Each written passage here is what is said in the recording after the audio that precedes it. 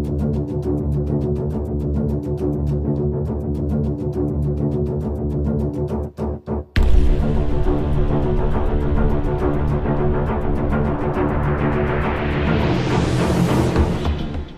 everyone, and welcome to a new episode of Last Best Hope for Conversation, the Babylon 5 podcast. Joining me today is Lou. Hello, everyone. And Karen. Hello. And I am Jesse Jackson. We are discussing the season 1 finale, Chrysalis. Garibaldi investigates a death on the station, which leads him to a terrible discovery. Originally aired on October 26, 1994. All right. It's been a long journey. First season. We've got to the end. Mm-hmm. Lou, let's talk about this episode. Give me your quick thoughts. Well, the big surprise for me was who the Chrysalis was referring to, for I had in my mind that it was Sinclair, not Delenn. So that was a curveball for me, but that was a big surprise. The second surprise was they ended the season on a cliffhanger. And that's not the way the show operated so far, except for the two-parter. So I was really caught off guard by that. So a lot of interesting things going this episode, and it's brought to head a lot of the questions that we were having during the season. So yeah, it's a good finish off to the first season, and it definitely made me want to go watch the first episode of the next season. Yeah, absolutely. And you can imagine right back. Now, of course, I was watching it on TNT, so I only had to wait till the next day. But I can imagine people watching it real time going, what? Yeah. No! Yeah, How for about sure. you, Karen? Yeah, that happened a lot back then. Yeah. That people had to wait through the summer to get the end of our cliffhanger. Yeah. First of all, I was pretty mad at you. Uh-oh. Okay. Because we talk about one of these a week. Yes. And it ended on a cliffhanger. And I can't put myself in the mindset of someone that had to wait like 3 months because a week was painful. Yes. To think about. Mm-hmm. And I actually went like this, Jesse! Literally. And Sean was like, what are you talking about? Sean is my husband, for those that don't know. So I was frustrated, but I did appreciate that it gave us answers, even though it ended on a cliffhanger that gave us more questions. Yeah. But again, as I usually say, I like more questions. So in the spirit of total transparency, I had the same feeling. I was like, oh man, let's go back to the next episode. And I went, no. We're just going to be talking about this one. If it's been forever since you've watched Points of Departure. So just wait till we talk about Chrysalis so that you won't have the other episode in your mind. But I had the same itch. I was like, oh, I want to watch this right away. Mm-hmm. So I get it. So I'm glad you guys both enjoyed it. I think there's 2 or 3 major storylines. So let's talk about the Narn and Centauri. They're at it again, right? They're at League of Worlds Council, whatever they're doing. And G'Kar and Londo, for those of you who've been missing them, they're both in full force this episode, showing all about their good and the bad and the ugly. So I'm going to start with you, Karen. What's your thoughts about this discussion? And we can go all the way to Morden bringing back his ugly little head and stirring the pot. Ugly little head? Is that... He's okay looking. Actually, he's a handsome man. Yes. He's not Bruce Boxleitner. No. Which we'll talk about in just the next... 80s hair so. coif. That the flip back. Yeah. Feathered. Anyway, I'm sorry, I'm drifting off into the 80s. That's okay. So yeah, as we've established, I love seeing G'Kar and Londo together because their sandpaperiness gives me great joy. I like that they had this seriousness about them in the first part, and then there was the lighter part with Londo. There was a heaviness of, you've decimated us. I just want this one thing back. And Londo didn't want to give it to them. And I felt like saying, Londo, come on, what are you worried about? And not just Londo, he has to report back to whatever, but why are they upset that the Narn want this base or planet or whatever. They want to be autonomous there. But apparently, it's a huge clash point for them. They don't want to give up the stuff that they've won, and they want to be in charge of it, which it did make me very sad for Jakar, because Jakar was defeated. And then to see the likeness with the two of them was a stark contrast. We get to see Londo in his quarters, just tired to the bone of all this stuff with Jakar, talking about all their gods. And do we count this god? Do we not? That was funny. How many gods did I piss off in order to have all these issues with Jakar? And then, of course, Veer says all of them. Right, all of them. And that sounds right. Yeah. And Jakar with his harem. Yes. Like a literal harem. Yes. That made me giggle a little bit because, hello, he gets 3 chicks? Really? Has to be power, right?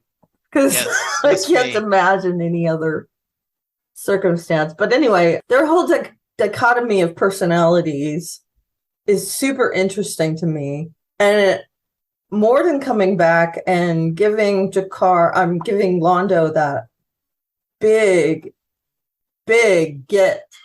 We haven't seen what happened after that with him and his whoever he reports to, right? But we have seen that Jakar feels betrayed, 100% betrayed, because they were still talking. But whatever happened, and he doesn't even think that Londo could do it, which is, that's, I guess, what Morden was aiming for, to make it look like Londo couldn't do it, but, to actually have that, hey, I do you a favor, you do me a favor. We'll find out that too.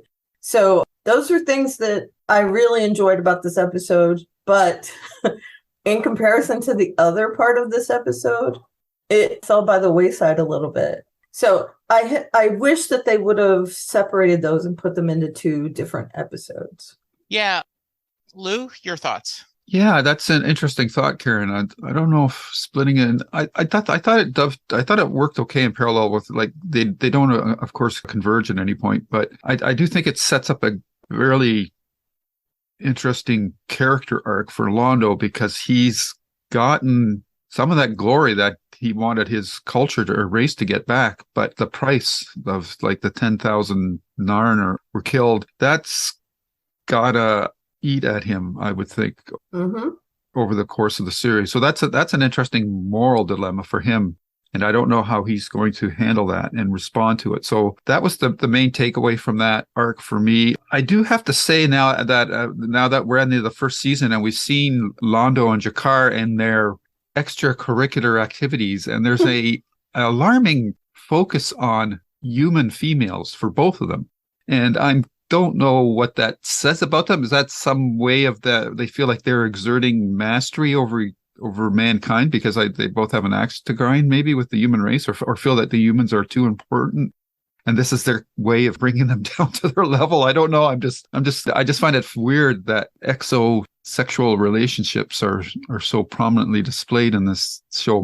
I don't know if that's just a visual shorthand that the showrunners want to use, but I just find it interesting that most of their, I guess, non-serious relationships are always with human females. So I don't know how, Karen, I don't know how you feel about that. Do you find that sexist in any way, or maybe they just dig human chicks? I don't know. Yeah, I was thinking in terms of, sometimes you'll hear that there is a lot of American males are very attracted to Japanese or Chinese or like Filipino or British accents. Or something. Yeah. So maybe maybe it is the exoticness of it being true. A human. Maybe, and now that I'm sitting here thinking, how many Narn are on Babylon 5? Not many. Yeah, so what are his choices, really? Yeah. And as long as they I'm just thinking about, because we just had the previous episode where Londo was using body parts for cards and that, and I don't know what Jakar's anatomy is like. How does as long as they're compatible? Yeah, like how does the stab A, slot B I stuff don't work? want to even think about it, honestly. Yeah. Mm-mm. Mm-mm. One of the things I thought was interesting is Londo recognizes Morden's voice. It's like, oh, I haven't gotten a chance to thank you. Oh, there's no thanks needed. And let's meet. And he meets and he says, here's what I want you to do. Just tell him you'll take care of it. Mhm. That's it. Just tell him you'll take care of it and it'll work out well for you. But we want a favor down the road. Yeah. Yeah. Yeah, we will need a favor. And Yep. I liked how Londo reacted to what did you do? Mm-hmm. There's tens of thousands dead. They're just Narns. And it almost sounded Right. like he was quoting back something Londo had said before. I didn't do the research to see if he was directly quoting him, but this whole they're an inferior species. They aren't important. Well, he at least knows how they feel about the Narn. So I Right. think he was trying to play into that. Yeah. Yeah. Well, you don't like the Narn. You don't, what does it matter to you? I'm sorry. No, I agree. And I also think it's interesting that who else does Morden have connected with? Because he's saying the highest ranks of the Centauri government are singing your praises. Is he just guessing that, or does he actually know that? We don't know. But when I watched this the first time, and especially now, making a deal with the devil, Mm-hmm. Mhm. right? I think JMS wants you to get that vibe. I think that is a legitimate vibe. And then when you see the shadow creatures, and I don't think that's spoilers, No. there is one of the alien races is the shadows, and you see them talking to Morden. It is creepy. I do love, and I thought of you, Karen, specifically when Londo starts talking about, I'm nibbled to death by they have webbed feet and feathers and they go quack. And Kojira goes, cats. Yes, I am being nibbled to death by cats. So, which is my daily routine. It's being nibbled to death by cats. Yeah. Mm. So I thought that was So really you have funny. ducks. I have ducks. Yeah, Yeah. exactly. So, and Jakar, I like seeing that Jakar is intelligent, where he says, okay, the humans wouldn't have done this. The Minbari aren't violent enough. And he makes an incorrect assumption. The Centauri couldn't do this. Right. So in his mind, there's a new player on the board. Okay, sorry. Can you say that again? He made an incorrect assumption about the not the Minbari. Not about the Minbari, about the Centauri. Okay. Yeah, because they indirectly they were responsible for this, but not the Centauri directly. It's the shadows via Centauri. Right. So he recognizes there's a new player on board, and we get one of our cliffhangers is that Jakar leaves a message to Natoth, his aide. Yeah, I gotta go. You'll see me when you see me. I gotta go. So any thoughts on where we think this will go next, or how you're feeling about the Jakar and Londo relationship? So can I ask you a question? You don't have to answer. Sure. It. Yeah. Do we ever see Jakar again? Yes. Okay. Good. Because otherwise I would be very sad. Yeah. And that's the main thing about that. Yes. That's not spoilery at all, because if you look at IMDb, you can tell very quickly. Okay. Yes. Yeah. No. He's on the cover of the second season. Yeah, exactly. DVD case, so. Yeah. Alrighty then. Yeah. Is that all you had, Karen? Yeah. Okay. I just wanted to touch on Jesse, because you mentioned Morden. His relationship with these shadow creatures is interesting. Why would apparently a human, be in cohorts with a race that appears to be against the rest of the known universe? So I'm curious about his relationship. Jakar is interesting, and the fact that he has to leave the station to pursue certain suspicions is interesting in of itself. When he seems rather like the type of person who would assign that kind of work to other people to do for him. So why he has to leave himself, I don't know, but I guess we'll find out in the second season. So yeah, so that that really sets up some really interesting things, raises some new interesting questions, and it raises up a real hornet's nest for Londo. He's in the classic blackmail situation. So it'll be interesting to see how that plays out. Yeah, and those shadow creatures. I mean, we've seen them before when Morden was there earlier in the season, but we didn't see the creatures. closeness. We just saw the ship. Yeah. Well, yeah, but we saw that Morden, I guess it looked like maybe he asked for a favor from the shadow people in the first one. And this, it looks like they actually have a relationship. So is he like their envoy? Like, is he someone they recruited in order to be able to have this relationship where they do get this blackmail material on people? It looks like they're very manipulative. So I'm really intrigued about the shadow people, whomever they are. And it seems like no race really has knowledge of them. At least of the ones that we see on a regular basis. I don't know about the other guy, Kosh, whatever his name is. Kosh. Yeah. So it's interesting that nobody seems to know about this race. How they've stayed hidden this long is interesting, and hence the name Shadow, I guess. But still, they must be very good at playing a long game, I guess. This is what seems to be going on here. Yeah, I do know they imply pretty strongly that when Kosh saw the shadows, there was some kind of skirmish because we made a talk about, there was a line about he was recovering from injuries or something. So yeah. Yeah, so I think we will certainly see more of the shadows. It sets us up very interesting, and be careful what you wish for if I was giving Londo advice. Yeah. All right, so flipping over, Garibaldi was helping out an informant, had a soft spot for a kid, wasn't a bad person, just ran into some tough troubles. He was trying to help him get on his feet by helping him, paying him to be an informant. I don't know if that's the smartest reclamation rehabilitation program, but, you know, Garibaldi does what he does. Yeah. And we find out that there is a assassination plot for the president. It ends up being successful. And I don't know if you guys noticed something very specific about the scene from the Interstate News Network about showing President Clark being sworn in. That if you did not pay attention to that, I'd go back and look at it again, just because of the way it's staged, not for long-term consequences of the story. No, it's staged like how they swore in Johnson. Yes, exactly. Yeah.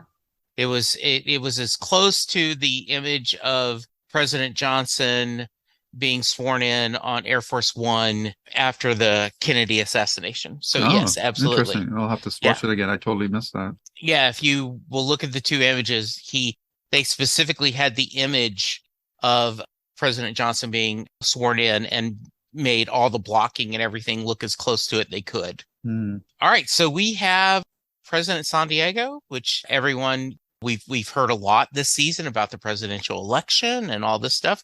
So we've lost the president and we have a new president, and Garibaldi is shot by one of his own guys. So Lou, I'll start with you this time. What are you thinking? Well, core question is who set up the assassination, and we still don't know who that is at the end of this episode. And we're left with one of the cliffhangers is the fate of Garibaldi, because he's on life support, barely hanging in because of his injuries. It's interesting that he only got injured and wasn't outright killed, but you know, that's TV, so you roll with that. So I go with that. I did like his taking in of this character to try to help him, because I think it echoes his life in a way.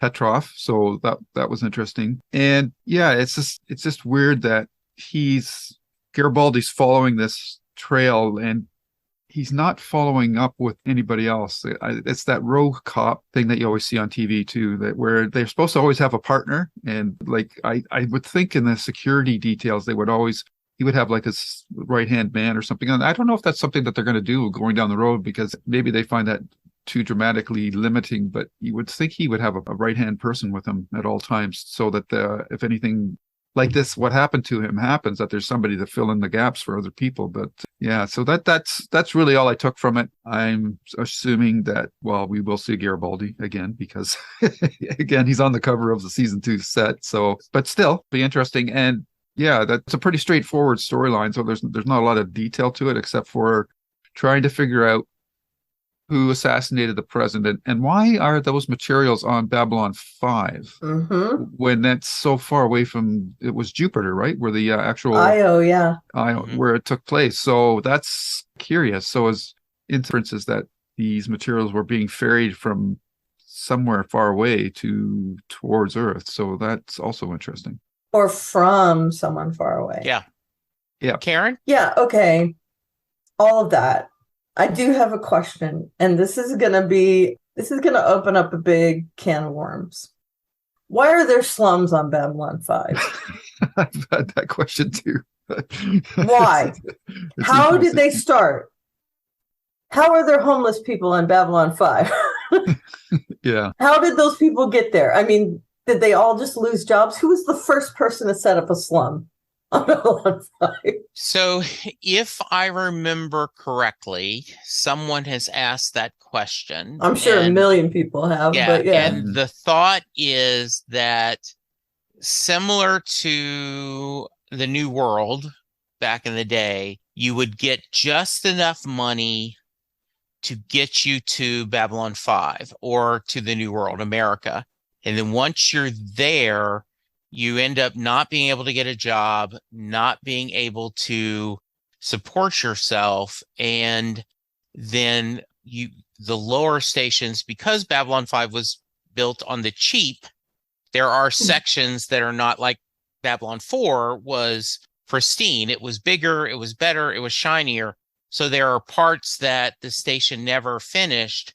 And so they ended up squatting there. Okay. Similar to like under bridges or doing Right. something. And they're, by the way, yeah, warming their hands over the garbage can, Yes, even though there's not a fire in it. Right. And there's like pieces of plastic hanging. And and he called them lurkers specifically because of the early user nets. And to this day, there are people that lurk online, right? They don't contribute that much, but they just watch. Yeah. And so that's why it's Lurker's Guide to Babylon 5, and they're called lurkers because of that kind of an homage of the usernet. It doesn't sit right for me. Yeah. For some reason, that there's a slum on a space station. Yeah, because it's such a controlled environment. Right. Like I understand from a story perspective why he's done it, but from a contextual perspective, it just like they just wouldn't let people sneak into the space station and stay there because everything is so controlled. The air, like even water, resources. So like to have extra people there, it just doesn't really. You'd think they'd. I mean, he knows where they are. Garibaldi goes right there. Yeah, it's not like they're hiding. Round them up. Get them jobs. Send them away. Yeah. Yeah. I mean, we do that now. Yeah. We round up homeless people and send them to a shelter or whatever. Yeah.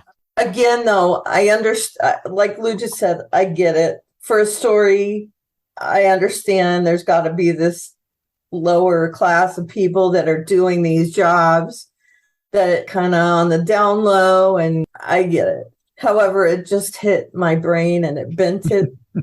And so, there's that. I've had that niggling question all season too. Okay, good. Yeah. It was just seeing it with the girl whose hair is all messy and and the whole he's there.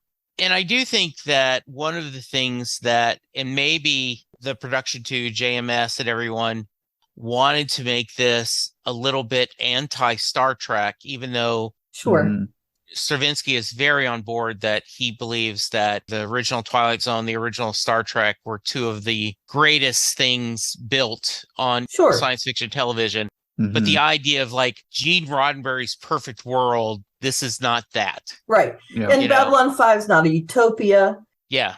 There are levels of richness, poorness, just like everyone else. Yeah. It's very Dixonian. Yeah. And it, best of times, worst of times. It absolutely. Sure. And I think this is a really good job of, as you first taught me, hand waving. Okay. The reality is we want this for storytelling purposes. So what we're going to do is that, okay, people got there, things got bad. There isn't a social net necessarily on Babylon 5. And so therefore. And they can't buy their way off the station. Yeah, exactly. Because how do you'd have to have money to go flying back. And would Earth want to spend money to send people back to Earth? So yeah, absolutely. Yeah, I get all that. Okay. Yeah. No, I think it's a fair. Wait a minute. Yeah. Oh, okay. Yeah. And I enjoyed Petrov as short as his time was. Yeah. I think that actor did a really good job with contacting Garibaldi and dying there. Yeah. Because that can be, you could be chewing scenery with the death scene. Yeah. Mm-hmm. And that guy was pretty good. Yeah. So I like that it shocked everyone that the president was killed on live TV. Just throwing it out there. It's a little suspicious that the vice president got sick right before that happened. You know, like, oh, that seems, isn't that convenient? I did have one nitpick. They said that he was did the oath of office on Earth Force 2. Shouldn't that be Air Force 1? Because if we do modern protocol, any plane that the president is on becomes Air Force 1, as in that great Harrison Ford movie, right? Right. Like from now on, we will be Earth Force 1 destroyed. Whatever the vehicle that the vice president is on is now Earth Force 1. Yeah. Correct. So, yeah. Just a little nitpick for me. I understood why they were talking about that. I don't even know why they had to make up the excuse that the vice president was sick. Like how for security reasons you would never travel with the two of them together. So in America now they can do that, but because it costs so much to have a transport of whatever kind, they all have to go together. And I'm guessing that's what, if you go, that was asked. And if you go to Lurker's Guide, that was JMS's answer, is because of the cost and the time, this was going to be this was a long tour of the outer colonies or the outer worlds that they would have gone together. I agree. They should have been separate. But that leaves Earth in a vulnerable position. Mm-hmm. Yes, it does. Yeah. I mean, leaving the planet in any case would be bad. Yeah, exactly. In my opinion. But yeah. And we get that foreshadowing of the vice president is part of that, whatever the racist people are, the KKK, whatever they're, I can't remember what they're called, the Knights or. Yeah, I'll look it up real quick. Okay, but you know what I mean. Yes. They were on the ship before, and they wanted to exterminate Tristan Rogers. Yeah. Wanted to get rid of other races, and, Earthlings are the master race and all that. The Knights of... yeah, they were Knight 1 and Knight 2 or something. Anyway, that group. So it looks like maybe he was put in power by what? The what? Patriots. Is that what they are? Patriots? I don't know. The Patriots. Yeah. Mm-hmm. And I put that in air quotes if you guys didn't get it from So while Jesse's looking that up, Karen, I'm just curious, like, because I mentioned it off the top, did you think the Chrysalis referred to Delenn?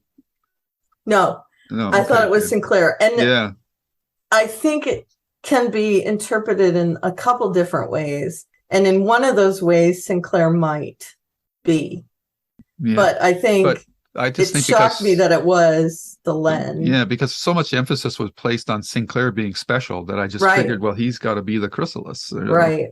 See, I can't remember what the phrase was. I know we will see the Night Watch soon, which is a similar kind of thing. So, whatever they are. Home Guard? Yeah, Home Guard, that's it. Okay, yes, Home Guard, yes. Yes, so was he put in power by them? Yeah, and it does seem like, because when he talks about, we mourn the president's loss, but we're going to focus back on Earth and humans. And this is isolationist, as in a U.S.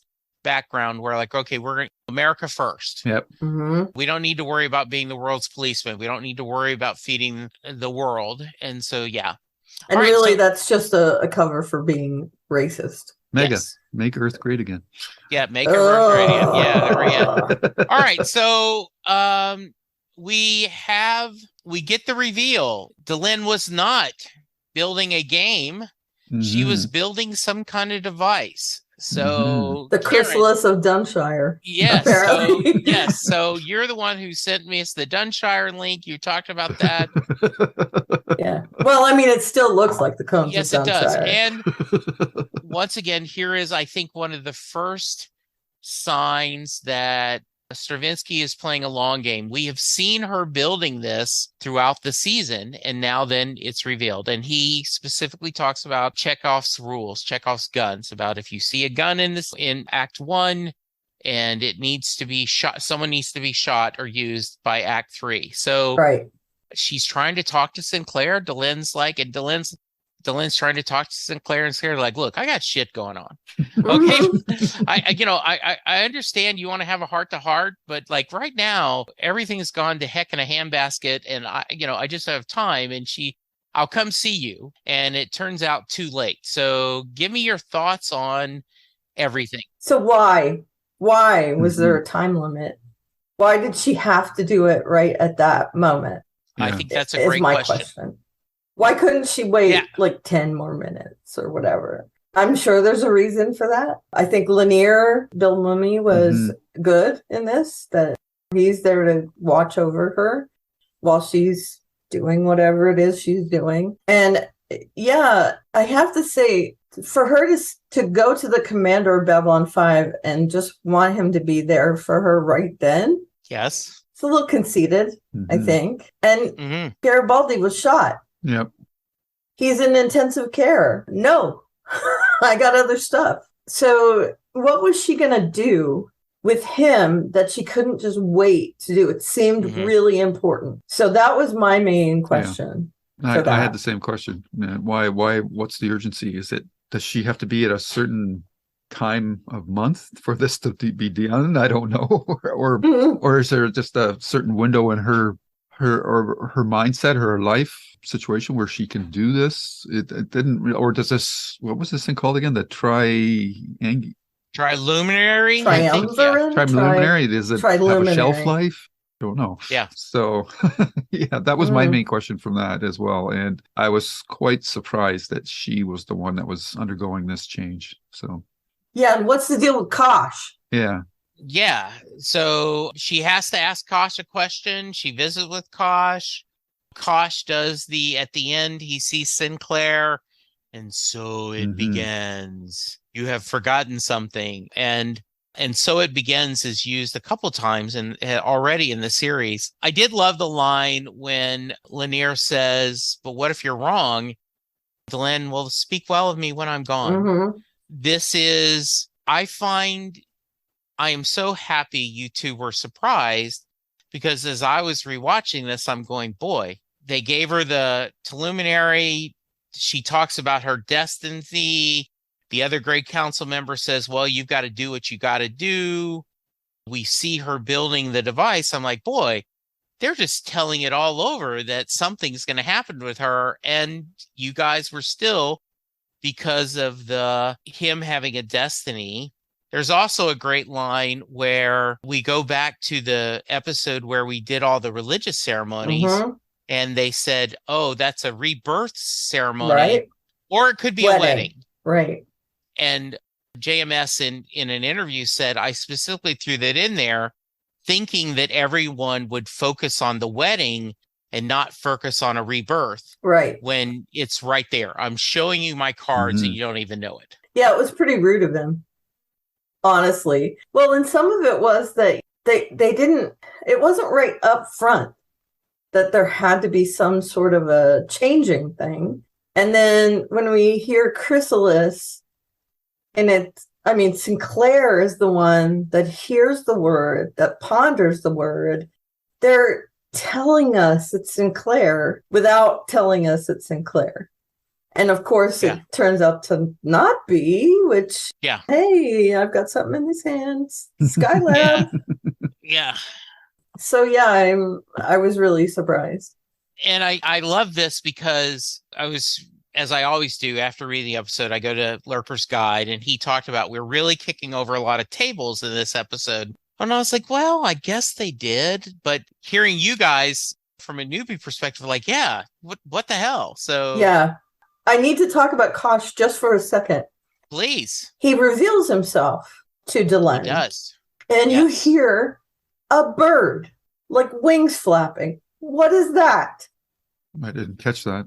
And yeah, and you know what's interesting, right? I thought a little bit of the story of Thomas in the Bible, right? Like he doubting Thomas. Mhm. I'm not going to believe that Jesus has risen from the dead till I can touch the Right. nail scars in his hand, right? Right, right, And then the moment he sees him, he's like, oh man, I should have had faith. right. So I get that thing from Delenn's like, okay, before I'm about to do this, whatever this is, as I do air quotes, I need you to show me What? what Right. I'm doing this for. But what is my Yes. question? What is under that Kosh thing Yeah. that solidified? I need to know. Yeah. But anyway. Yeah. No, I think that's exactly where you should be. Any thoughts on Kosh and her? Any other thoughts about that change, Luke? Yeah, it's again, this is a breadcrumb that we are being fed here, because there hasn't been a lot of interaction between the Minbari and Kosh at all. So Yeah. this scene infers that there's a relationship between them, at least between Delenn and Kosh, that we were otherwise not aware of. So whole mantra, nothing is as it seems, has reared its head again in this episode. So there's a lot of stuff going under the surface that we're not aware of yet at this point in time. So I'm interested to see where that goes. And of course, whatever happens to Delenn, how that's going to impact that relationship will be interesting as well. So yeah. Absolutely.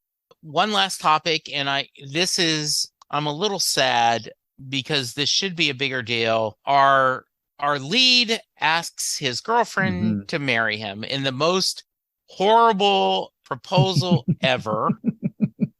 He doesn't even face her. Yeah, look, you want to get married or don't you? Yeah. And she is so charming, and I am not a gifted writer. I'm just a podcast host, but I love that character, and this would have so much more powerful effect if we had seen her more often. Yes. She's only been like in two other at the episodes, beginning. I guess. Yeah. And even then, I really was happy for them. I was happy that she welcomes how awkward he's doing this, and she's there. And they asked Susan and Michael to be their maid of honor and best man. So, and then it's a very sweet at the end when they're staring at the news. And how many of us done this after a tragedy, whether it's Katrina or 9/11 or the January 6th attack, where you're staring at the news, just trying to get Queen Elizabeth passing. You're just staring at the TV trying to get news. And he says nothing's the same anymore. And there's such a sadness to it.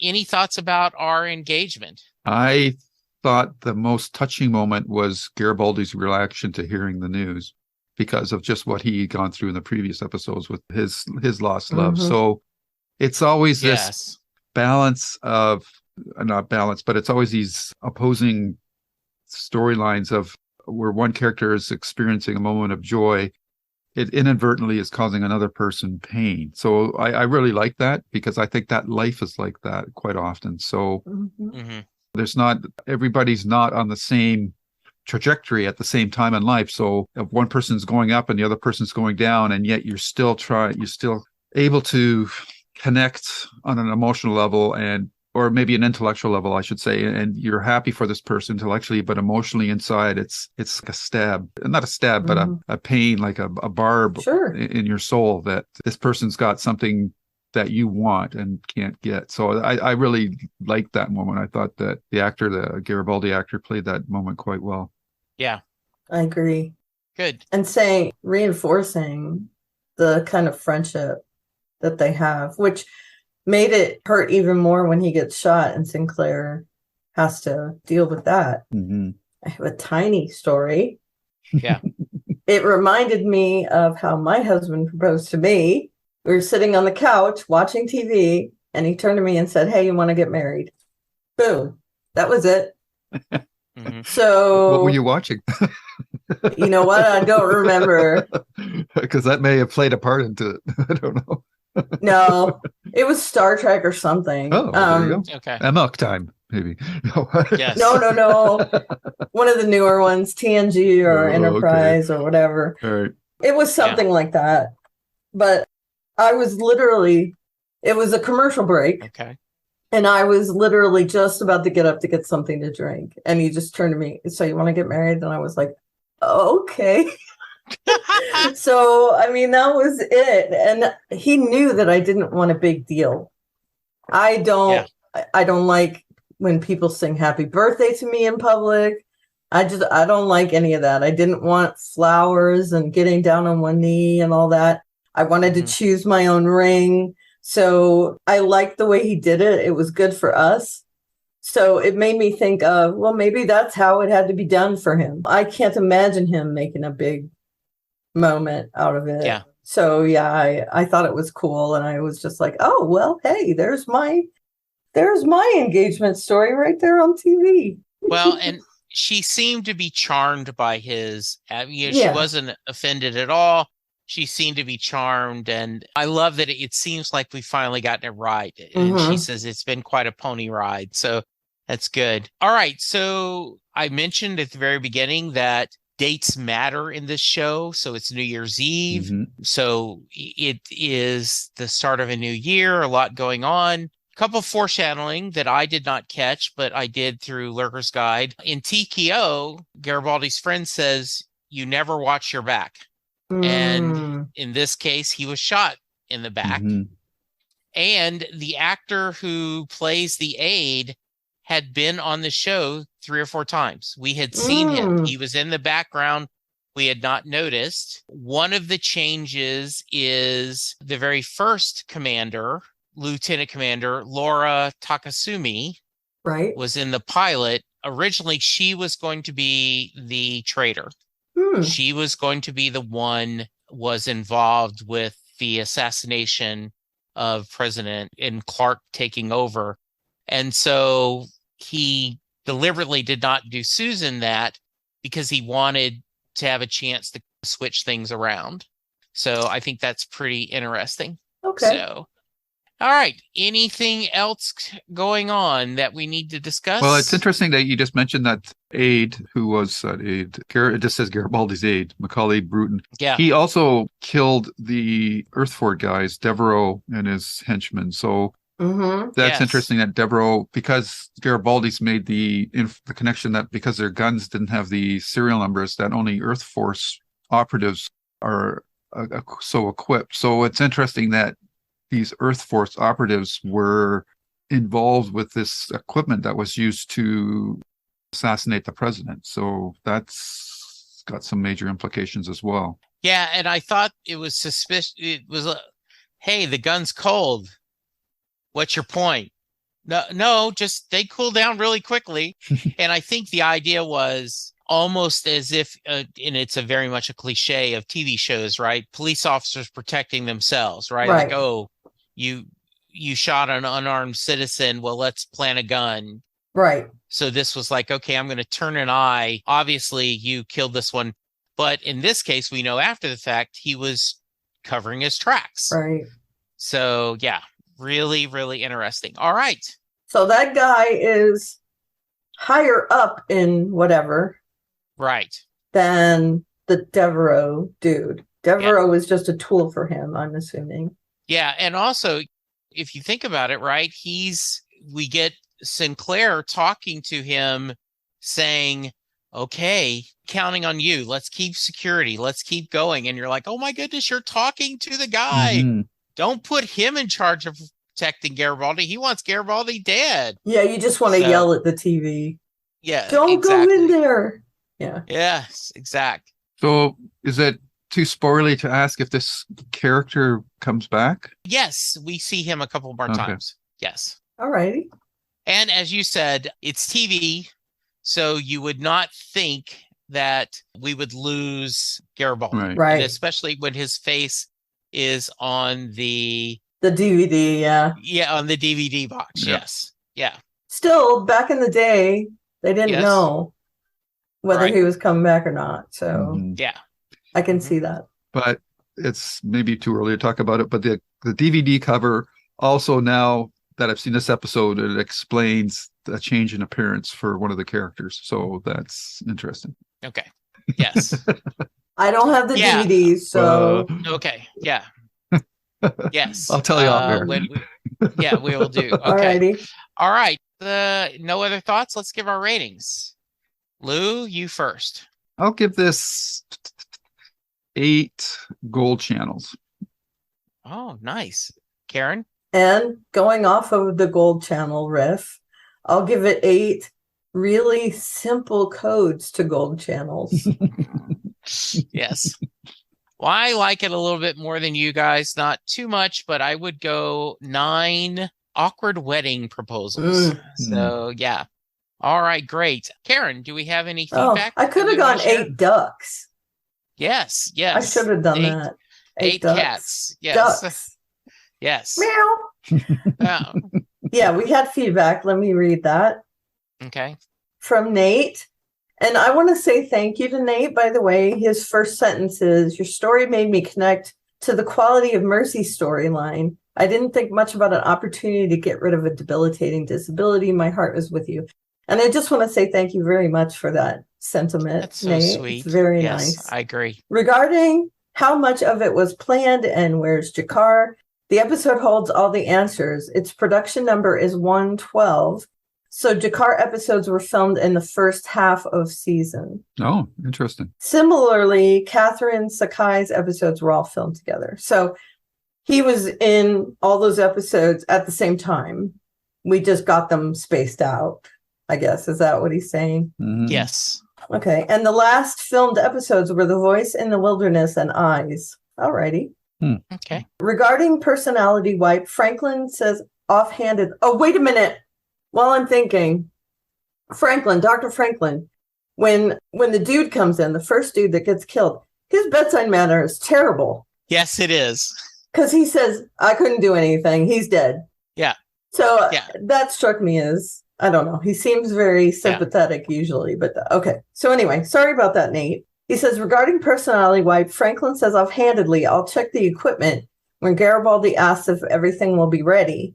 And we've already seen Earth produce device that can read memories, transfer them to the other person, and then even implant some kind of personality.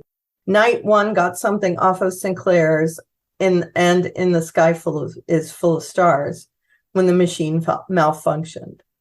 So it was a machine that was going to wipe the dude's mind, I guess. Love Chrysalis. It's lots of mysteries, lots of tragedy. A very tight episode. Kosh mystery continues. And we finally see the biggest thing Triluminary is capable of.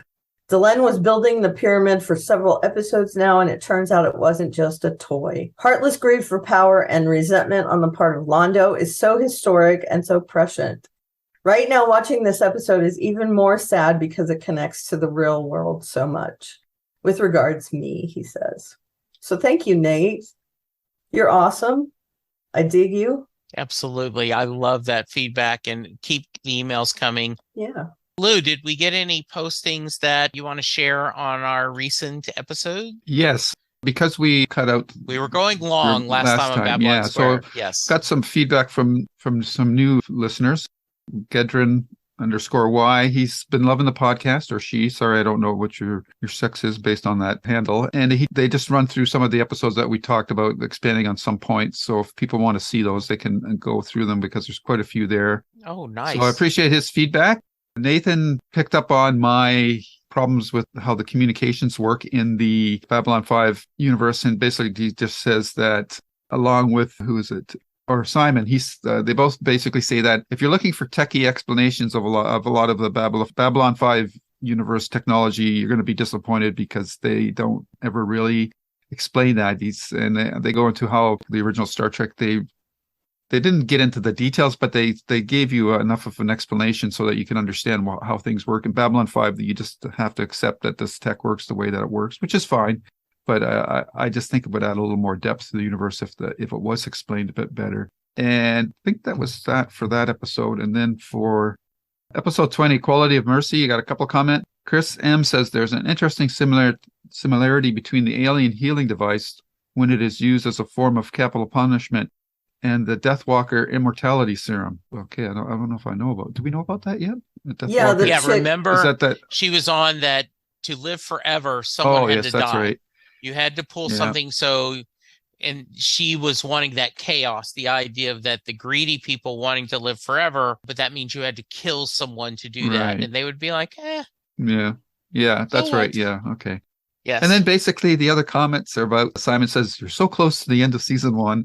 And Mike gets into a little bit of politics, which I'm not going to air on the episode, but we agree with you, Mike, and trying to stay balanced, but it's not always easy. And given the nature of the show, it's understandable that we have the positions that we do. I think the very nature of this show, we try to stay out of politics, but because the show is so well written and that JMS covers, and the more things change, the more things stay the same, sometimes it's hard for us not to give a actual perception of what's happening today in the US and the world. I had yesterday, as I talked to a 21-year-old woman from Italy. She is going to law school.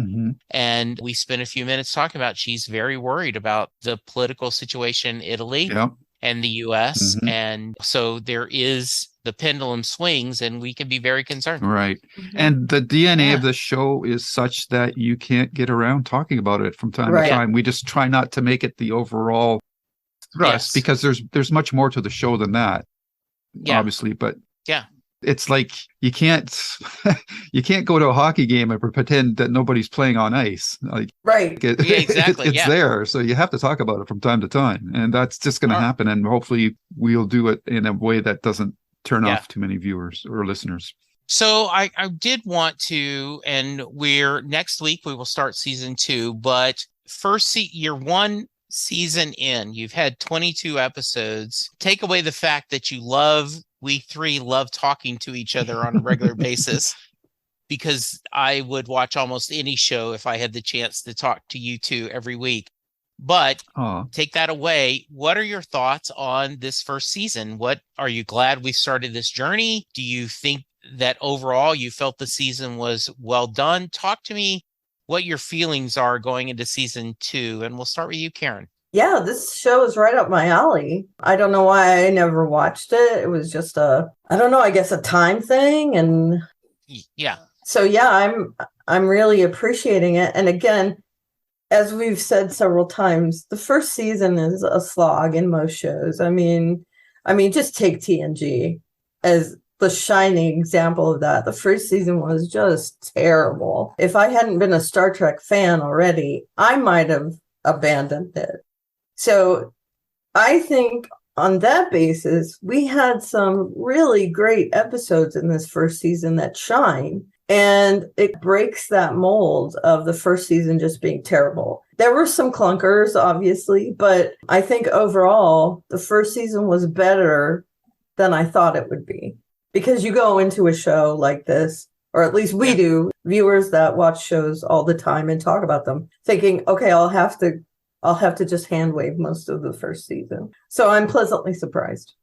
Good. How about you, Luke? Yeah, I agree with Karen's assessment overall. It's always difficult to come back to genre shows that have some reliance on special effects and whatnot, view it through today's eyes, because I know, like, if you try to show somebody the original Star Trek, they just can't get past the paper mache boulders and things like that, where I just take that in because you grew up with it, so it just blends into your sensibilities. So in this show, like, the Apple computer CGI effects you have to get used to them, but over time you do. I came to appreciate mostly the various different designs of the ships, which are completely beyond anything I've seen on any other show. So I really appreciated that. The seams on the show showed mostly with, I don't know if it's the it's the budget, I think, that restricted them sometimes with maybe not being able to hire the level of quality of guest stars that they always wanted or needed. Because if there was anything more than the special effects that would take me out of an episode, it would be some of the guest stars that just weren't up to snuff. Right. And I don't think that's just specific to this time period, because I think you could, when the show was filmed, I think you could take those performances across any era of television and they still wouldn't be good. So that was concerning. It seems to have improved as the season went along. There was always that one episode that would really get you, just like The Quality of Mercy was probably one of my favorite episodes, and that came near the end. It was a standalone. Yeah.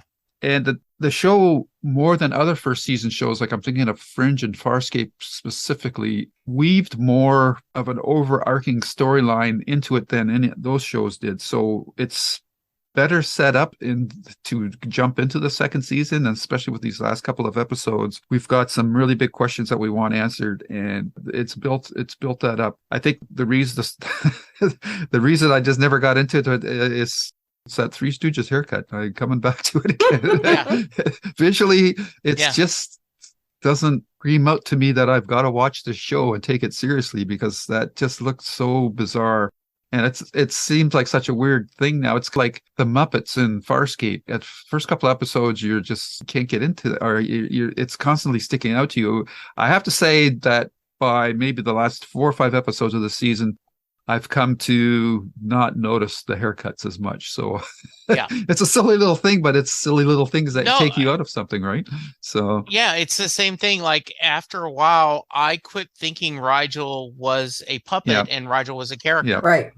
I truly did think of that. Yeah. And in a way, like Cookie Monster, who I love, or Elmo are always going to be Muppets, you know? Cookies. I think that's good. And, cookie.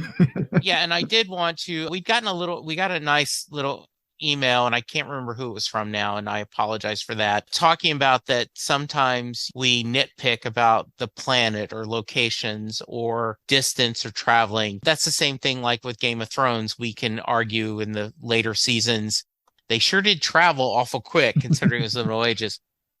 I always like to throw there that when you are doing a weekly episodic podcast, it is easier to dwell on things that are bothering you because you aren't binging 6 or 7 episodes in a day. Like, or 3 or 4 tonight. You're one at a day, one time, and you stop. And so you tend to think about things. So, and I watch it twice, most likely. Yeah. Some of them I don't, but when you watch something twice close together and then you go talk about it, you're going to notice little things like that. And it's just the nature of these kind of discussions too. You tend to drill down deeper than you would in a normal conversation about a show. So that just leads to more items to discuss and to pick apart. So it's the bad side of the dual-edged sword of these types of conversations. So yes, but we love the feedback. We love that, and I am so happy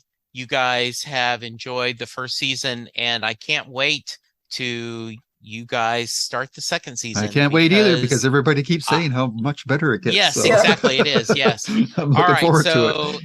Yeah, Lou, if someone wants to reach you, how can they? They can find me on YouTube at Lou's Reviews, where you'll find all the Babylon 5 episodes, as well as our Stephen King episodes and the writer episodes. And on Twitter, you can find me at Lou W. Sitzma or at S King Podcast. And Karen? I am at Aliveria on the Twitter machine, and you can find me a lot of places as Aliveria, Aleveria. There's a link in my Twitter bio to my blog, at which you can find a lot of interesting links and some posts. All right. I am at Jesse Jackson DFW. You can find the show, our JKL Media. You can leave us a voicemail, 469-249-2442. And who knows, we might even play your voicemail on the air. So thank you, Lou. Thank you, Karen. We will be next week and talk about the second season, and a couple of things change. For now, thank you guys. We'll talk to you soon. Goodbye. Bye-bye. Bye. And scene.